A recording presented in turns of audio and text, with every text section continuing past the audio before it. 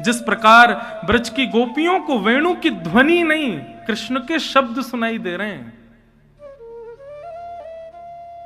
और वो ही गोपी रास में जा रही है जिसके हृदय में ठाकुर जी के प्रति प्रेम है।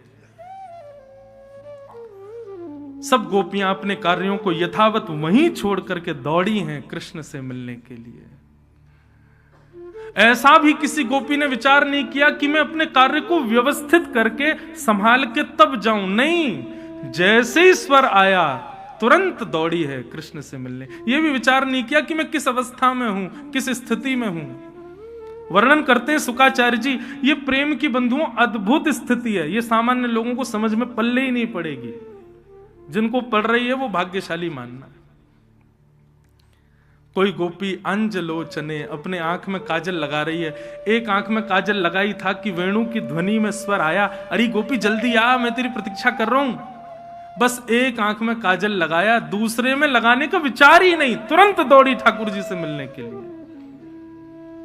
वस्त्र पहन रही थी, अभी पूर्ण रूपेण वस्त्र अच्छे से धारण नहीं किए, तभी स्वर आ गया तो अस्तव्यस्त वस्त्रों में दौड़ी ठाकुर जी से मिलने के लिए। केश काट रही थी, आधे ही कड़े थे, आधे अभी फैले हुए थे, इतने में ही ध्वनि आई तो ऐसे ही दौड़ी ठाकुर जी से मिलने के लिए। कंघी भी लगी है, इसका क्या विचार करोगे? सामान्य लोगों को तो ये पागल दिख रही होंगी, एक आंख में काजल, अस्तव्यस्त वस्त्र, केश भी पूर्ण रूप से कंघी नहीं किए गए, ऐसे ही भाग रही हैं। लेकिन यही कृष्ण प्रेम की दशा है, यही कृष्ण प्रेम की स्थिति है। कोई अपने बालक को दूध पिला रही है, बालक से ज्यादा प्रिय कोई होता है? पर उसी समय ध्वनि आई तो बालक को वहीं विराजमान करके तुरंत दौड़ी कृष्ण से मिलने के लिए। ऐसी स्थिति गोपियों की हो गई। असंख्य गोपियां वृंदावन के उस पावन वन में कदम्ब वृक्ष के नीचे ठाकुर जी बैठे हैं और सुंदर शरद पूर्णिमा के चंद्रमा के प्रकाश से आच्छादित पूरा ब्रजमंडल हो रहा है। सब लोग अन्य अन्य भाव में हैं, परंतु वृंदावन की एक यमुना पुलिन पर आज असंख्य गोपियां और श्याम सुंदर मिल रहे हैं। ठाकुर जी ने जैसे नेत्र खोल करके सामने देखा, इतनी सारी गोपियां अस्त व्यस्त हैं, किसी के केश अधूरे हैं, किसी के आंख में एक ही काजल लगाए, किसी के एक ही होठ पे लाली माए, दूसरे पे है ही नहीं है, किसी के यही कंगन है, दूसरे में है ही नहीं, किसी के वस्त्र उधरे हुए, किसी कुछ, मतलब एक भी व्यवस्थित गोपी नहीं थी वहां पर, सब अस्त व्यस्त। ठाकुर जी ने सबका स्वागत किया। स्वागतम वो महाभाग प्रियम किम करवाणि ब्रजस्यानामयं कश्चे ब्रूतागमन कारणम। स्वागतम स्वागतम स्वागतम, आइए, आप सबका स्वागत है। इतनी रात को आप सब गोपियां अपने पति, परिवार, बच्चे, बालक सबको छोड़ छाड़ के यहां अकेले वन में क्या कर रही हो? ब्रूतागमन कारणम, अपने आने का कारण बताइए। वृंदावन में रहने वाले लोग इस बात का अनुभव करते होंगे, जो अब वृंदावन वास करने लग गए, कभी कभी ये प्रश्न ठाकुर जी चित्त में प्रकट कर देते हैं, हम क्यों रह रहे हैं वृंदावन में, क्यों अपना घर बार छोड़ छाड़ के यहां आ गए। वृंदावन में बंधुओं ऐसे ऐसे लोग हैं, करोड़ों का टर्नओवर छोड़ के रिक्शा चला रहे हैं वृंदावन में, ऐसे भी लोग हैं वृंदावन में। अपनी सारी संपत्ति जायदाद किसी अन्य को प्रदान करके और वृंदावन में केवल 2 वस्त्रों में पूरा जीवन व्यतीत कर रहे हैं, ऐसे ऐसे लोग। सिविल सर्विसेज छोड़ करके वृंदावन में रसिक बन करके घूम रहे हैं, माथे पर सुंदर ब्रजरज लपेटे हुए, अपने सुंदर केश बढ़ाए हुए, कभी मुंडन हो जाता है, कभी केश बढ़ जाते हैं, कभी कहीं कहीं पा लेते हैं, कभी कहीं, इस प्रकार जीवन व्यतीत कर रहे हैं वृंदावन में लोग। ये वास्तविक में गोपियां ही हैं जो इस रूप में रह रहे हैं। गोपियां सब खड़ी हैं, ठाकुर जी कह रहे हैं ब्रूतागमन कारणम, अपने आने का कारण बताओ। कभी कभी बंधुओं यह अनुभव होता होगा कि भक्ति के पथ पर ठाकुर जी संसार के प्रलोभन हमारे हृदय में प्रकट करते हैं। अरे इससे बढ़िया तो हम संसार में ही रहे आते, इससे बढ़िया तो हमने ब्याह कर लियो हो, तो इससे बढ़िया फैक्ट्री में ही रहे आते, वहीं बढ़िया कमा रहे होते, काय को सब चीज छोड़ छाड़ के आ गए। ऐसी स्थिति पूर्ण रूपेण ब्रज के उपासी बनने के बाद यदि चित्त में प्रकट होने लग जाए तो समझना ये ठाकुर जी खेल रहे हैं आपके साथ। उस भाव का प्रभाव नहीं होने देना है अपने ऊपर। गोपियों के साथ भी ठाकुर जी ने यही किया। 10 श्लोकों में ठाकुर जी ने पतिव्रता नारी का धर्म समझाया। अरे राम राम राम, आप सब अपने पतियों को छोड़ के आई हो, आपको पता है पतिव्रता नारी का धर्म क्या होता है?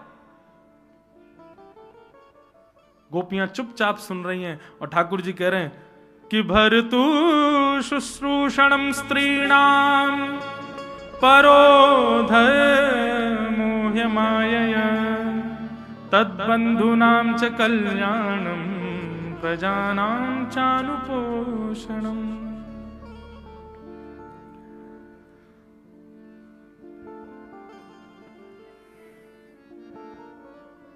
ठाकुर जी कह रहे हैं पतिव्रता नारी का धर्म होता है अपने पति को ही परमेश्वर मानो, उसी के ही माता पिता को लक्ष्मी नारायण मानो, उसके पूरे परिवार को ही अपना सर्वस्व मान करके उनकी सेवा करो, वो जैसे भी हैं उनको स्वीकार करो। यही एक पतिव्रता नारी का धर्म है, उसका कल्याण करो। ठाकुर जी ने बहुत सारी बातें कही, पतिव्रता नारी का धर्म क्या होता है, एक मां को कैसे रहना चाहिए, एक स्त्री को क्या क्या करना है, सब बातें बताई। और सब बातें बता करके ठाकुर जी चाह रहे थे ये गोपियां वापस लौट के चली जाएं, लेकिन जैसे ही ठाकुर जी शांत हुए, गोपियां बोली अब आपका हो गया हो तो हम कुछ बोलें। ठाकुर जी बोले हाँ अब आप बोलो। और गोपियों, भगवान ने 10 श्लोकों में पतिव्रता नारी का धर्म समझाया, गोपियों ने 11 श्लोकों में उत्तर दिया कि हम क्यों आई हैं सब छोड़ छाड़ के। इसी को प्रणय गीत कहते हैं। गोपियां कह रही हैं कि मैवं विभोर्हति भवान गदितुं नृशंसं संत्यज्य सर्व विषयांस्तव पादमूलम् भक्ता भजस्व दुर्वग्रहमात्यजास्मान् देवो यथादिपुरुषो भजते मुमुक्षु। गोपियां कहती हैं लाल जी आपको पता है भक्त की और भात की एक ही राशि होती है। देखो कहां से आ रही हैं गोपियां। भक्त की और भात की एक ही राशि होती है। ठाकुर जी बोले मतलब, बोले जितनी पीड़ा सहकर के भात तैयार होता है ना, उतनी पीड़ा सहकर के भक्त तैयार होता है। जैसे भात धान के रूप में होता है, उसको धनकुटा में कूटा जाता है, उसके छिलके अलग किए जाते हैं, उबलते खोलते हुए पानी में उसको डाला जाता है, उसके बाद जाकर के वो गर्भ, उसका गर्भ तक जब जल पहुंचता है तब जाकर के भात तैयार होता है। लेकिन भोक्ता, भोजन करने वाला, जैसे उसको भात परोसा जाता है तो वो कोई उसकी मर्यादा नहीं देख पाता कि अरे राम ये तो बड़ी मेहनत से बना है, इसको बेचारे को चुन चुन के पाऊं, इसको चबाऊं नहीं, या कुछ ऐसा नहीं। सीधा दाल उड़ेलता है, उसमें पापड़ वापड़ मिलाए, मिला मिलू के गप खा लेता है। ठाकुर जी ऐसे ही आप हो। हम भक्तों को बनने में, भक्त बनने में कितनी पीड़ाएं सहनी पड़ती हैं आपको क्या पता। हम कितनी पीड़ाएं सहकर के भक्त बनते हैं, आपके वैष्णव बनते हैं, आपके शरणागत बनते हैं, परंतु जिस प्रकार भोक्ता भात को खा जाता है ऐसे ही भगवान भक्त को खा जाते हैं, उनकी पीड़ा नहीं समझ पाते। ठाकुर जी आप हमको व्यभिचारिणी मत समझो कि हम सबके ब्याह हो गए, बालक हो गए तो हम सब अपने पति परिवार छोड़ छाड़ के आपके पास आपसे कुछ मांगने आई हैं। नहीं, गोपियों ने स्पष्ट किया कि आपका स्पर्श भी हमको प्राप्त ना हो, जीवन भर बिना स्पर्श किए रह लेंगी, बिना देखे रह लेंगी, लेकिन आप हमारे हो, हम आपके हैं, बस ये स्वीकारी करना आपसे चाहते हैं और कुछ नहीं। हम पूरा जीवन व्यतीत, हम कोई व्यभिचारिणी थोड़े ही हैं कि आपसे कोई कामना रख। इसको कहते हैं प्रेम, जहां कोई कामना नहीं होती। आज का व्यक्ति ऐसा प्रेम निभाता है? नहीं। यहां कोई कामना नहीं है। हे नाथ, आज के बाद आप हमको दिखना भी मत। आज के स्पर्श तो बहुत दूर की बात है, दिखना भी मत, परंतु आज बस इतना कह दो कि हां, आपने हमको स्वीकार कर लिया। हम पूरे जीवन भर इसी बात के इसी बात पर ही गुजार देंगी। हमें इसके ज्यादा कोई अभिलाषा नहीं है ठाकुर जी आपसे। आप हमको व्यभिचारिणी मत समझो। और हां, आपको यदि फिर भी लगता है कि आप हमें स्वीकार नहीं कर सकते, हम चली जाएंगी। हम आपको पीड़ा नहीं देना चाहती। हमारा कोई जिद नहीं है कि नहीं आप हमको स्वीकार करोगे ही करोगे, नहीं।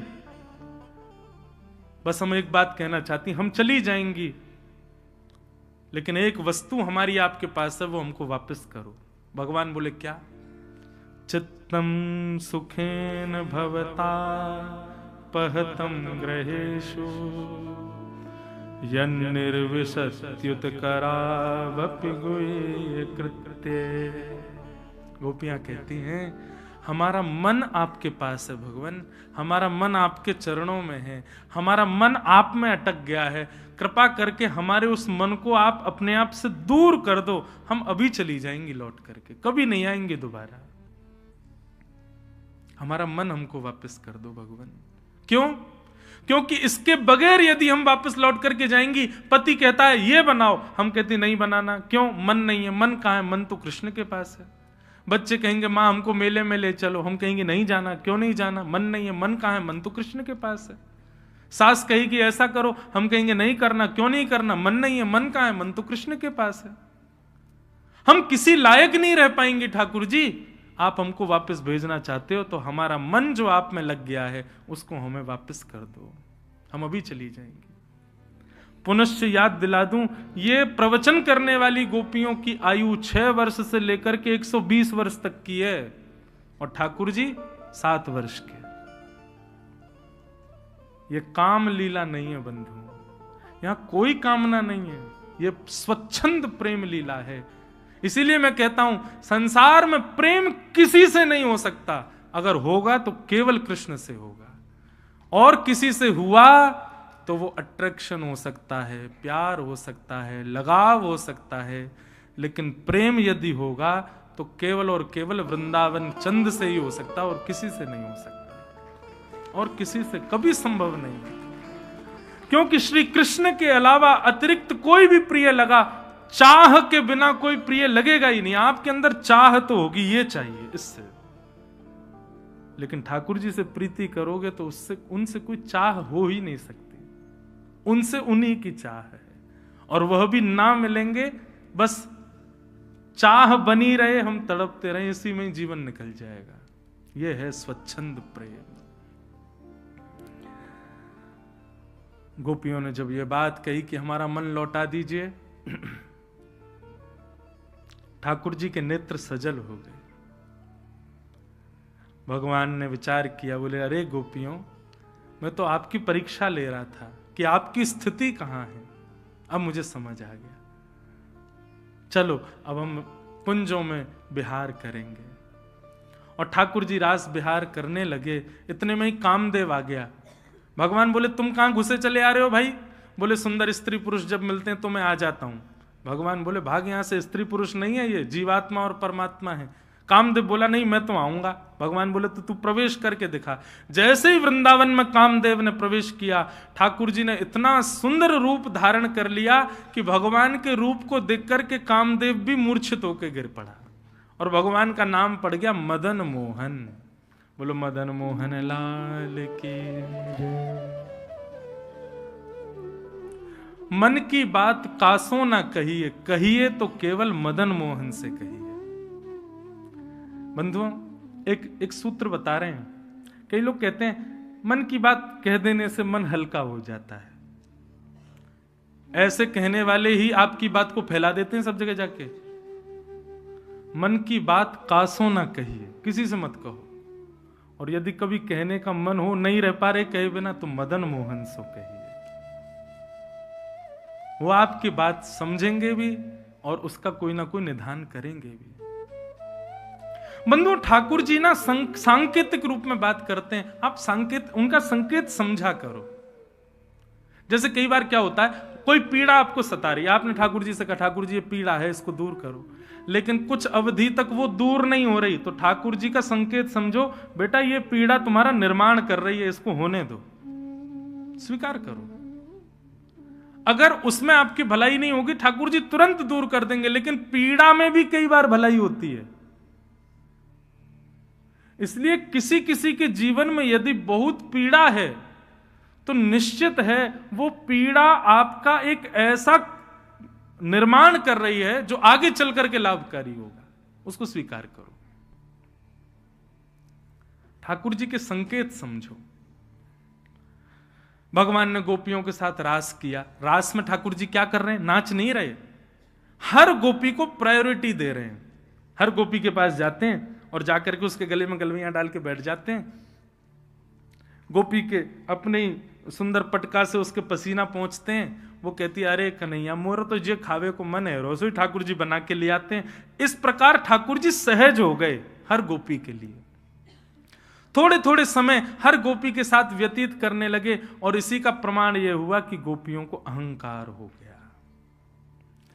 इस कथा से दास को यह समझ आया कि ठाकुर जी बोलते क्यों नहीं, चलते क्यों नहीं, फिरते क्यों नहीं, सब क्रिया ठाकुर जी पहले करते थे, अब क्यों नहीं करते। हमारे और आपके मान की रक्षा के लिए ठाकुर जी स्थिर खड़े रहते हैं। कहीं इसकी सेवा से प्रसन्न होकर मैंने कहीं अपने हाथ सीधे कर लिए, कहीं मैं बैठ गए हो, कहीं मैं लेट गए हो, तो याकू अभिमान है जाको, ओहो मेरी भक्ति देखो, ठाकुर जी ने अपनी भुजा सीधी कर ली।